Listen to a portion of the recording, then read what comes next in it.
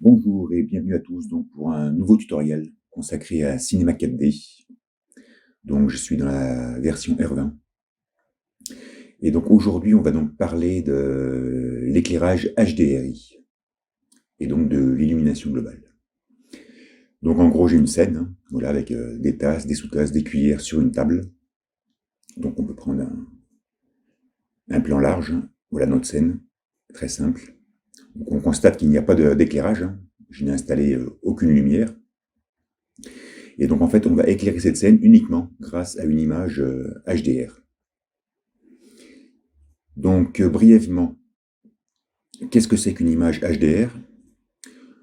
Donc en fait, donc généralement c'est une image, une photosphère, on va dire, donc une photo en 360 degrés. Et en fait, c'est un procédé photographique qui permet donc d'avoir une uniformité au niveau de l'exposition. Donc je ne vais pas vous expliquer comment est-ce qu'on fait des HDRI, mais en gros ça permet donc d'avoir du détail sur les hautes lumières et de choper du détail sur les ombres. Donc voilà en gros à quoi ressemble une image donc HDR. Et au niveau de la 3D, et ben, le logiciel va l'interpréter donc de cette manière. En fait, il va avoir des informations au niveau donc des sources lumineuses. Donc on constate donc les petites lampes qui sont ici seront donc interprétées par donc le cinéma 4D comme étant des sources de lumière, la télévision, voilà. Par contre, le sol va émettre très très peu de lumière. Voilà, en gros, brièvement, ce que c'est qu'une HDR. Voilà, et donc pour trouver donc des images HDR, donc vous allez sur Google, vous tapez HDRI, et donc vous aurez plein de sites internet où on peut télécharger donc des images de ce style. Donc je tiens aussi à préciser qu'une image HDR est une image au format HDR.HDR. C'est pas un format JPEG. Parce qu'en fait, donc, le format HDR est un format spécial qui est codé sur 32 bits par couche, je crois. Donc il y a donc beaucoup plus d'informations au niveau de l'image, notamment au niveau de l'éclairage. Ok. Donc dans notre scène, donc pour l'éclairer avec un HDR, qu'est-ce qu'on fait généralement? Donc on appelle un objet ciel qui se trouve ici. Donc voilà, un objet ciel sur lequel on va appliquer donc une texture HDR. Donc je crée un nouveau matériel. Donc dans mon éditeur de matériel, je décoche couleur, transparence, et donc le HDR, il faudra le mettre donc dans le canal luminescence, car en fait donc il va générer de la lumière. Et donc dans texture, je fais charger une image. Et donc pour notre exemple, on va donc prendre voilà, une cuisine. Voilà, donc j'ai un HDR qui s'appelle cuisine.hdr, donc je l'appelle. Voilà, donc j'écris ma texture, et donc généralement ma texture, donc je l'applique dans mon ciel. Donc on constate qu'en arrière-plan, donc maintenant apparaît donc notre HDR. Donc si je prends du recul avec mon autre caméra, voilà, donc là j'ai l'ensemble de mon HDR qui se trouve donc dans mon objet ciel. Donc là on constate que c'est très pixelisé. Donc ça en fait c'est une option qui se trouve donc dans l'éditeur de matériaux, dans Vue. On a donc taille d'aperçu de la texture, donc là elle est par défaut. Voilà, donc généralement il faut se mettre en 1024 ou en 2048 par exemple. Voilà, maintenant notre HDR apparaît beaucoup plus net. Donc on constate dans cet HDR qu'on a en gros donc une cuisine avec deux fenêtres, donc une qui se trouve ici et une autre qui se trouve donc sur le côté. Donc on aura au niveau de notre éclairage donc deux sources de lumière bien précises. Donc là je me remets dans mon cadrage officiel. Voilà. Donc là j'ai installé mon HDR. Donc dans les paramètres de rendu, donc bien sûr il faut être en rendu physique, car il faut activer l'illumination globale. Donc là, pour des questions de rendu, je vais me mettre dans des paramètres assez basiques. On va se rendre en 1280. Voilà, et donc on va faire un petit rendu pour voir ce que ça donne.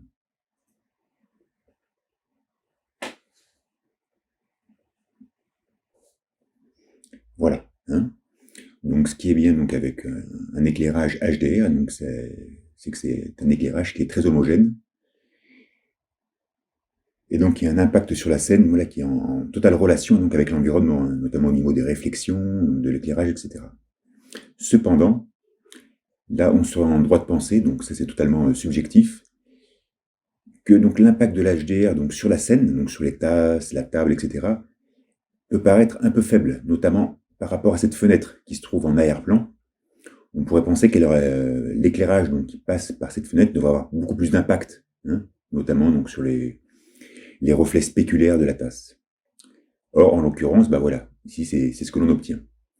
Donc, ce qui serait bien, c'est de pouvoir donner un peu plus de peps donc à l'éclairage généré donc par l'HDR. Donc, en fait, on retourne donc dans l'éditeur de matériaux, donc dans mon canal luminescence, et donc là, je clique sur ma texture, et donc maintenant, j'apparais donc sur une série donc de paramètres. Donc, en fait, donc je vais afficher en grand, voilà, mon HDR. Voilà, comme ça, on va pouvoir voir un peu de manière plus précise donc par rapport aux paramètres d'exposition, de points noirs et de points blancs. Bon, bah, l'exposition, c'est clair que si je diminue, voilà, mon image va s'assombrir.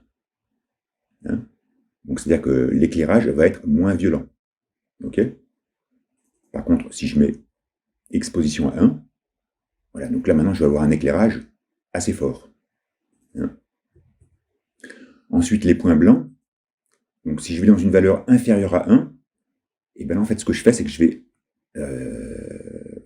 renforcer les points lumineux.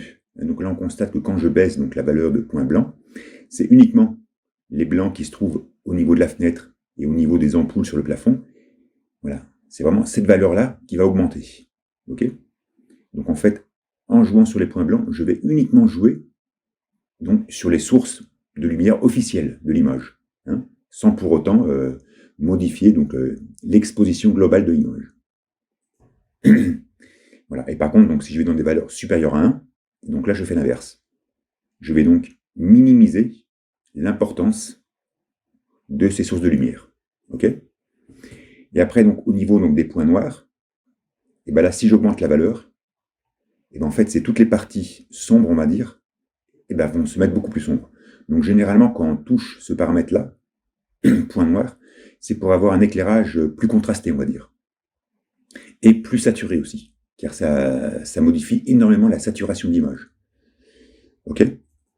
Donc là, pour notre exemple, en fait, on va juste modifier, on va commencer par modifier l'exposition, par exemple. On va se mettre à 1, voilà, pour avoir une exposition beaucoup plus importante. OK? Donc là, on lance un rendu.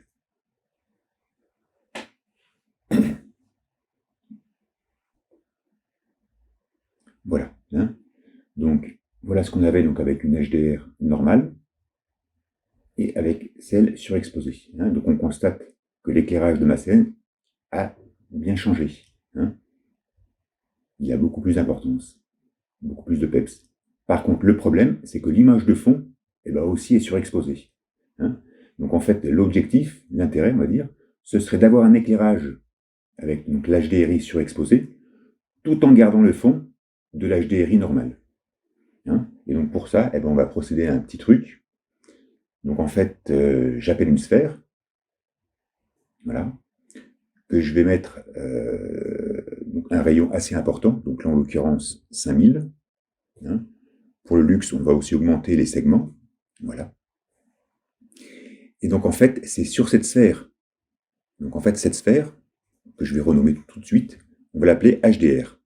Ça va donc être ma source de lumière, hein, mon éclairage. OK? Et donc, cette texture, bon, maintenant je vais l'effacer, c'est pas grave. Donc, cette texture qui s'appelle mat, avec donc l'HDR surexposé, je vais donc l'appeler HDR. Hein, voilà, pour bien savoir où est-ce qu'on va. Donc, cette texture HDR, je vais donc l'appliquer sur la sphère. OK? Maintenant, cette sphère, je ne veux pas qu'elle soit visible. Je veux juste qu'elle participe à l'éclairage. Donc, en fait, j'appelle un tag rendu et composition. Et donc, au niveau donc, des paramètres, je décoche visibilité caméra. Voilà. Ce qui veut dire que lors du rendu, la sphère ne sera pas visible par la caméra. Okay, donc là, en l'occurrence, elle est toujours visible dans ma scène. Donc en fait, je vais juste mettre le petit point rouge pour pas qu'elle apparaisse. Okay, ensuite, on va dire, je vais dupliquer donc, cette texture HDR. Maintenant, je vais l'appeler fond, ou on va l'appeler ciel. Donc cette fois-ci, je vais lui mettre un paramètre d'exposition à 0 pour qu'elle soit normale. Et donc cette texture-là, je vais l'appliquer à mon ciel. Donc là, qu'est-ce qui va se passer? Donc maintenant, on va faire un petit rendu, mais donc vous verrez, donc, lors du rendu, j'aurai donc le fond avec l'HDR normal, qui se trouve dans le ciel, mais l'éclairage sera généré par cette sphère qui va donc comporter l'HDRI surexposé. Allez, on lance un rendu.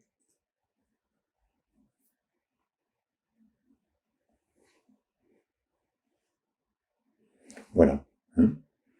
Donc ici, c'était donc le fond surexposé avec l'éclairage surexposé. Et là maintenant, j'ai le fond normal avec l'éclairage surexposé. Là, j'étais un peu terne. Voilà, maintenant, je suis un peu plus péchu, notamment au niveau des reflets sur la table, voilà, qui sont un peu plus importants par rapport donc justement à cet éclairage à contre-jour. Donc voilà en fait comment jouer à la fois donc sur l'intensité de l'éclairage ambiant, donc de l'illumination globale, et du fond que l'on va avoir en arrière-plan. Okay, donc généralement, quand on a créé donc notre ciel et notre sphère, ce qui est bien, c'est de créer un neutre et de mettre ces deux objets dans le neutre. Okay, comme ça, si on veut modifier l'orientation de notre HDR, et ben comme ça, on modifie en fait l'orientation des deux objets en même temps. Comme ça, on est toujours bien synchrone, on va dire. Ok, voilà. Donc en fait, vous créez un ciel. Donc dans ce ciel, vous mettrez votre HDR normal. Ensuite, vous créez une sphère sur laquelle on applique un tag de composition. Décochez la caméra, donc visibilité caméra. Et par contre, donc là, on lui applique donc, le HDR avec l'éclairage qui nous intéresse. Maintenant, comment obtenir un éclairage intéressant? Donc là, on va incliner voilà, notre texture comme ceci. Ok. Donc, comment estimer un bon éclairage? Donc, en fait, ici, j'ai donc ma scène. Enfin, j'ai un neutre qui contient donc toute ma scène. La table, les tasses, les sous-tasses, les cuillères. Donc là, je duplicate cet objet. Voilà. Donc, je rends le premier invisible. Dans le deuxième, j'enlève toutes les textures. Voilà. OK. Ensuite, je crée une nouvelle texture. Donc, dans mon éditeur de matériaux, donc je décoche couleur. Je vais donc dans réflexion. Donc là, il y a le spéculaire qui est d'office, donc on le supprime. Et là, j'ajoute un calque, donc Oron Nayar. Oron Nayar. Je lui mets 200 en rugosité. Donc je laisse 100 en réflexion et 0 en spéculaire. Voilà. Et donc, cette texture-là, je la mets donc sur l'ensemble de ma scène. Voilà. Donc maintenant, toute ma scène est uniforme donc, dans cette texture. Donc là, je décoche la sphère. Je vais m'intéresser qu'à l'éclairage HDR normal. Donc on va voir ce que ça donne. On fait un petit rendu. Voilà. Donc grâce à cette unique texture donc, pour habiller ma scène, on arrive un peu à mieux se rendre compte donc, de l'illumination globale. On constate que même dans ce qui pourrait s'apparenter donc à des hautes lumières, on n'a aucun blanc. Tout reste assez gris clair, on va dire. Après, bien sûr, il y a la dominante de l'HDRI. Mais par contre, il n'y a pas de blanc. Donc là, peut-être que ça va manquer un peu de peps au niveau de l'éclairage. Donc en fait, maintenant, je vais donc réactiver ma sphère HDR et on va modifier. On va modifier donc quelques paramètres. Voilà, donc là, on était à 1 en exposition. Par exemple, on va se mettre à 1.5. On va augmenter les blancs en se mettant à 0.5. Donc on va vraiment un truc très très violent, très trash. Et après 0.1 pour les noirs, par exemple. On va faire un truc un peu plus contrasté.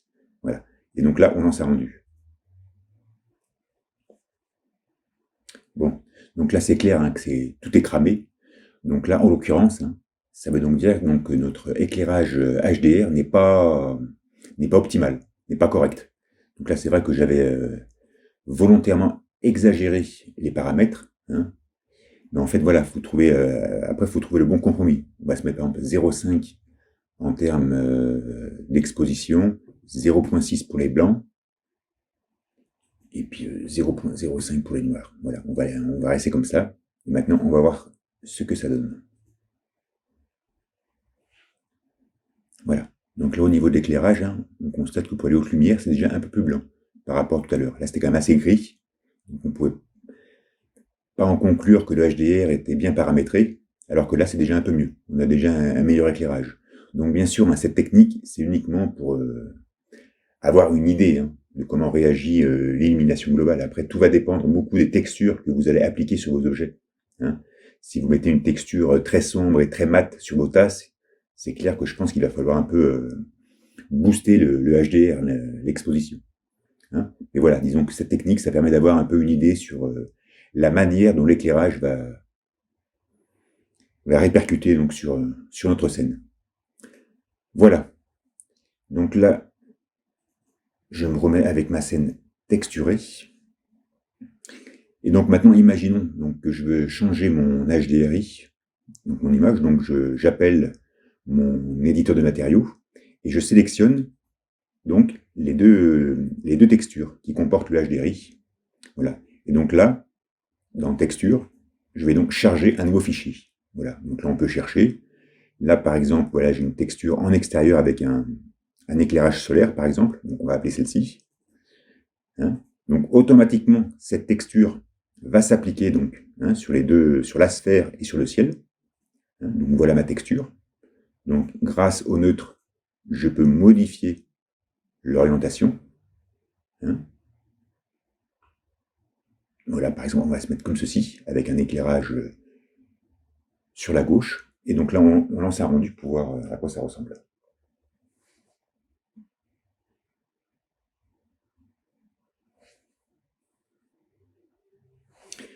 Voilà, hein, donc le résultat est quand même assez sympa.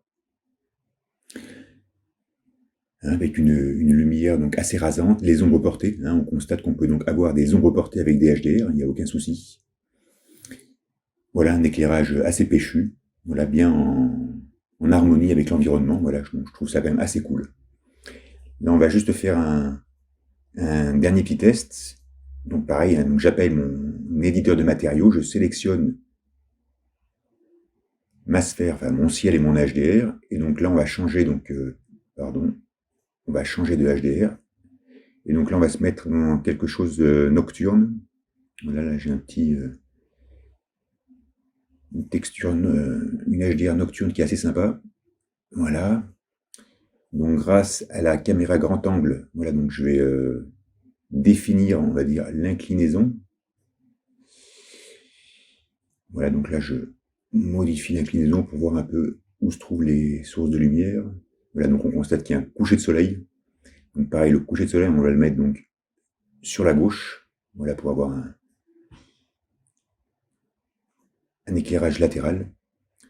Donc ensuite, au niveau donc des réglages de mon ciel, donc je garde l'image HDR normale.